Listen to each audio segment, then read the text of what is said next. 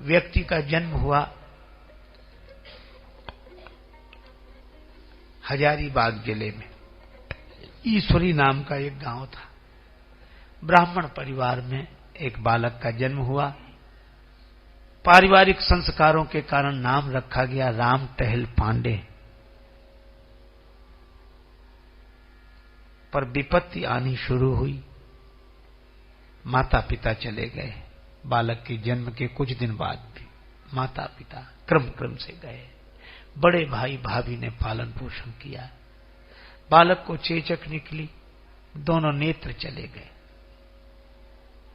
तो भी विपत्ति ने पीछा नहीं छोड़ा। कुछ दिन बाद बड़े भाई का भी देहांत हो गया।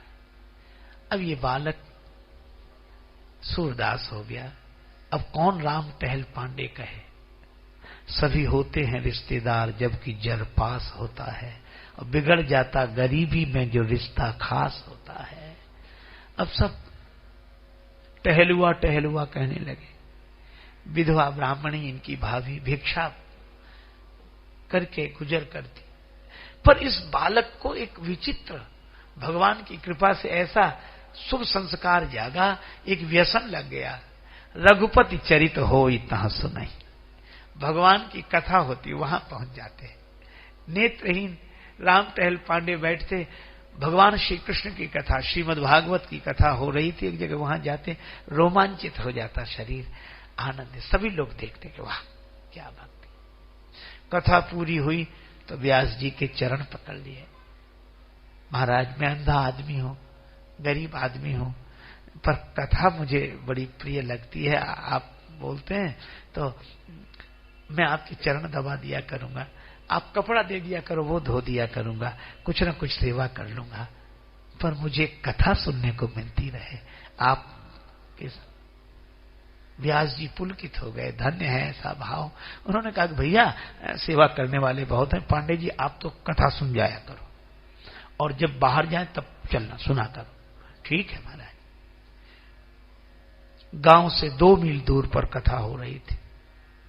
राम टहल पांडे रोज जाते, सवेरे सवेरे स्नान करके तैयार होते। भाभी हमें भोजन, मैं कथा सुनने जा रहा हूं। भाभी कहती ऐसे नहीं, भोजन बना दिया साथ में लेकर जाओ। मध्याह्न में जब श्रीमद् भागवत कथा का विश्राम हो तो प्रसाद पालन। ठीक है, नित्य यही क्रम। एक दिन ऐसा भयंकर मौसम, बादल छा गए, गरजने लगे, बरसात का समय। भाभी ने सोचा कि आज तो इतनी घोर वर्षा, ऐसी बिजली चमक रही, बादल गरज रहे, तो देवर कथा में नहीं जाएंगे। भोजन नहीं बनाया। अब वो स्नान करके आए। माँ कहने लगे भाभी माँ मुझे भोजन की पोटली दो, मैं जाऊं। भाभी ने कहा मैंने तो भोजन नहीं बनाया। क्यों? आज बहुत बुरा दिन है, आज कथा में मत जाओ। बादल गरज नहीं, बिजली चमक रही, अंधे आदमी है, इतना भयंकर, कहां जाओगे तुम? आज बुरा समय है, कथा मत जाओ।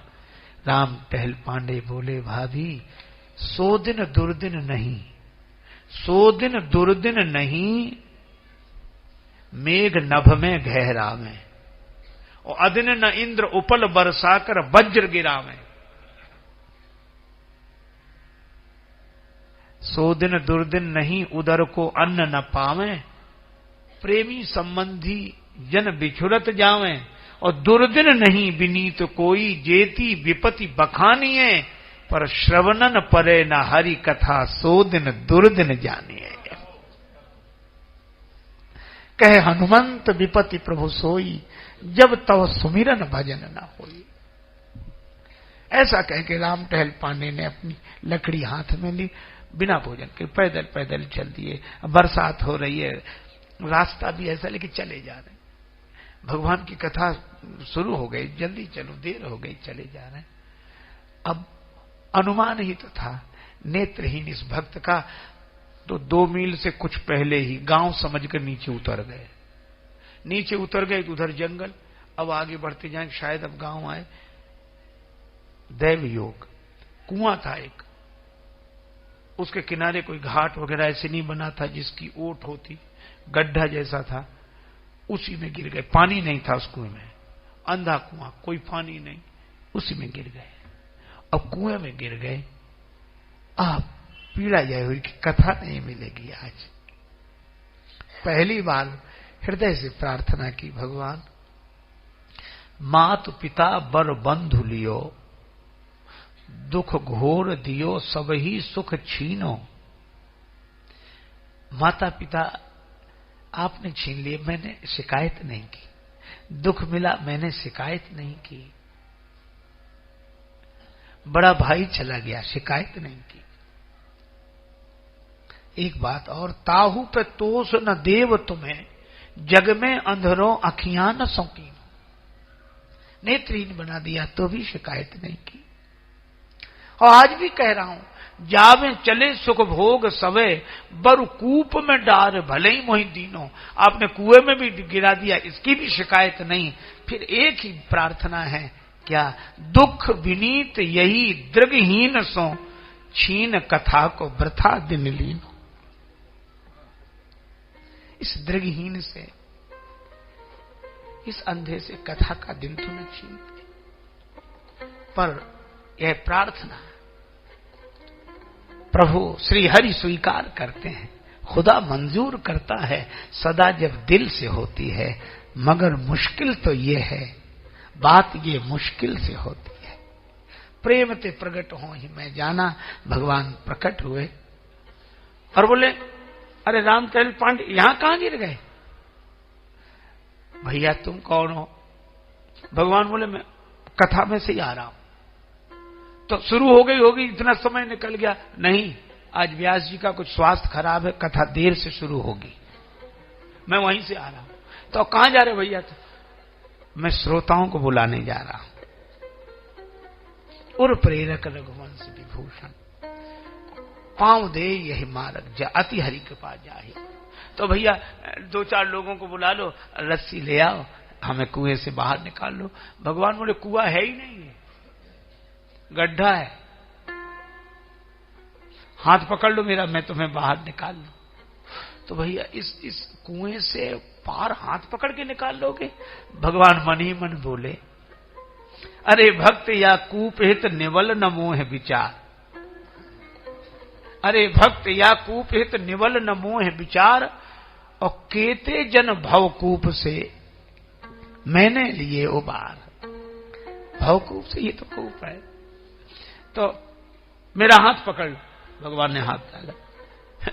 राम टहल पांडे हंसने लगे, कहने लगे, प्रभु भैया तुम जो भी हो, लेकिन मजबूरी यह है, मुझसे कह रहे हो कि मैं हाथ पकड़ लूं, तो मुझे तो दिखाई नहीं देता कि तुम्हारा हाथ कहां है। मुझे तो दिखाई नहीं देता कि तुम्हारा हाथ कहां है, लेकिन तुम्हें तो दिखाई देता होगा कि हमारा हाथ कहां है। मुझे नहीं दिखाई देता कि तुम्हारा हाथ कहां है, पर तुम्हें दिखाई देता कि हमारा हाथ, तुम ही पकड़ लो। भगवान ने हाथ पकड़ा, बाहर निकाल लिया। जाओ कथा सुनने। अच्छा सुनो, एक काम करना, मैं ये पुष्प दे रहा हूं, पुष्पांजलि चढ़ा देना भगवान को। पुष्पांजलि, अच्छा कथा में पुष्पांजलि चढ़ा? हाँ। तो मैं अंधा आदमी रोज कहां से पुष्प लाऊंगा? भगवान बोले, चिंता मत करो, रोज मिलेंगे। तुम माला झोली में जब हाथ डालोगे, कथा के समय पुष्प मिलेंगे। पांडे जी ने सोचा कि ये कह रहे हैं, कोई ना कोई दे देगा। गए, अब ये गए, कई जगह चोट लगी थी, रक्त बह रहा था। उधर का दृश्य और विचित्र। पांडे जी तो पहुंचे नहीं, व्यास जी किसी तरह अस्वस्थ थे, तो तैयार होकर, विलंब तो हुआ पर व्यास पीठ पर आकर बैठे। इतने में सबने देखा कि राम टहल पांडे की भाभी आई, भोजन की पोटली लेकर, और यह कहा कि आज देवर बिना भोजन लिए आ गए। वो कथा में रोज आते हैं, तो मैं बात में आई हूं, ये उनको भोजन दे देना। अभी नहीं पहुंचे तो जब पहुंचे तो भोजन करा देना। और ऐसा कह के प्रणाम किया और एक पान चढ़ा दिया। पान, फूल फल तो पान ही चढ़ा दिया। व्यास जी ने वह पान देखा, उसको प्रसाद समझ के ग्रहण किया। अस्वस्थता दूर हो गई, स्वस्थ हो गए, कथा हुई, बड़ा आनंद। जब तक राम टहल पांडे आए, अरे आओ आओ आओ राम टहल पांडे, कहां रह गए थे? तुम्हारे लिए कथा। भैया मैं एक गड्ढे में गिर गया था, किसी उदार आदमी ने हाथ पकड़ के निकाला। लोगों ने कहा वहां तो कुआं है, गड्ढा कहां? भैया अब जो भी हो, बहुत मधुर वाणी थी और बड़ी उदारता से वो अकेले ही थे। उन्होंने कहा किसी की जरूरत नहीं, मैं अकेला काफी हूं तुम्हें उद्धार पार करने के लिए। लोग हृदय में भाव से भर गए। कथा में विशेष आनंद आया। राम टहल पांडे ने पहले भोजन किया, सबने कहा कथा बाद पहले भोजन करो। एक एक ग्रास पर उनके शरीर के लगे घाव ठीक होने लगे, चोट ठीक होने लगी और बड़ा आनंद हुआ। आज किसी विशेष मस्ती में ही राम टहल पांडे हाथ में थाली और वो कटोरा लेकर लौटे।